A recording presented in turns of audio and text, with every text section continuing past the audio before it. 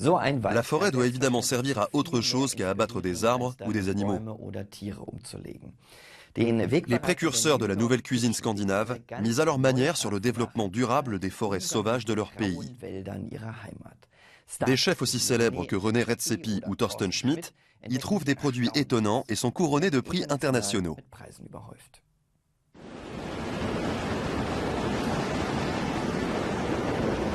Skagen se trouve à la pointe nord du Danemark, dans le Jutland, une région où la mer est agitée, le climat rude et les forêts denses. Celui qui s'écarte du chemin doit être sur ses gardes. Sous les arbres, il risque de faire de drôles de rencontres.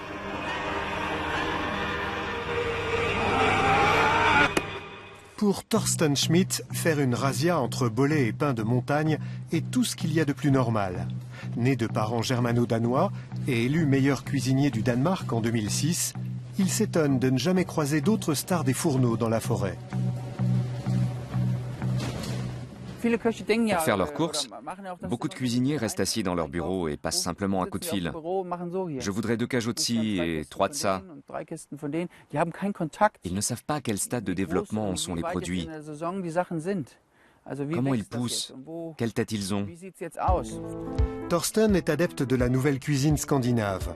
Une cuisine basée exclusivement sur des produits régionaux issus de la mer, des prairies ou des forêts. Et ça ne se limite pas au gibier et aux champignons. Par exemple, Thorsten remplace l'acide citrique par de l'acide formique, ou plus exactement par des fourmis entières. À partir de pousses de pin, il prépare une sauce relevée. Dans cette forêt, il y a encore tellement d'odeurs et de saveurs à découvrir. Quand les premières feuilles apparaissent, on peut les manger. Quand elles sont un peu plus grandes, on peut les faire sécher et les utiliser en infusion. Et puis il y a les semences nouvelles qu'on peut consommer fraîches ou faire sécher et moudre pour en faire des épices.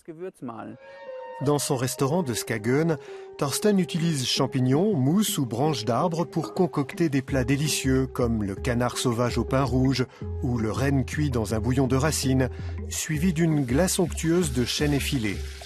Le menu entrée-plat-dessert coûte environ 100 €. Ce n'est pas donné, mais la cuisine servie ici est tout simplement exceptionnelle. Ces champignons ont une saveur bien particulière en ce moment. Peut-être que la semaine prochaine, il pleuvra et qu'il n'y en aura plus. Ou alors ce sera de la bouillie. Ils sont donc parfaits maintenant. On ne peut pas les acheter, on ne les trouve qu'en forêt. Donc à l'aspect, au goût et au toucher, ils sont impeccables en ce moment. Cette semaine, pas la semaine prochaine ni celle d'avant, mais maintenant. Le précurseur de ce mouvement culinaire est le Noma, ouvert en 2003 à Copenhague.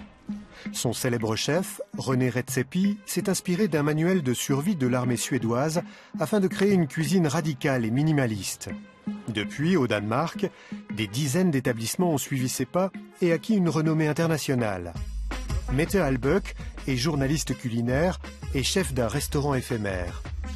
Elle aussi est une inconditionnelle de la gastronomie régionale à laquelle elle prête même des valeurs morales. Il y a 100 ans, on allait en forêt pour chercher de la nourriture. On cultivait aussi des légumes dans son jardin. Mais tout ça s'est perdu. Au cours des 30 dernières années, on a complètement oublié comment on pouvait vivre de la nature. Le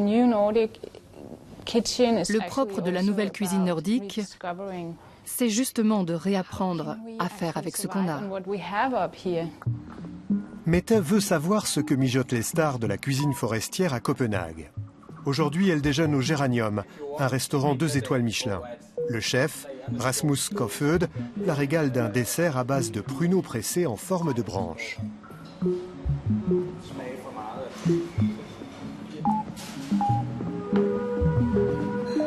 La journaliste est intimement convaincue que les cuisiniers comme lui n'innovent pas seulement dans l'assiette. C'est une révolution, une manière de protester contre les cadences infernales et la tendance à tout réinventer sans cesse, à acheter toujours plus de produits, à dépenser toujours plus d'argent. Il s'agit d'une contre-réaction.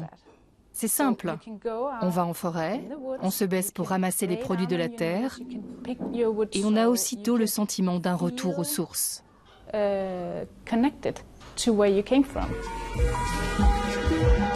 La nouvelle cuisine scandinave est sans doute le premier mouvement altermondialiste qui passe aussi bien en bouche.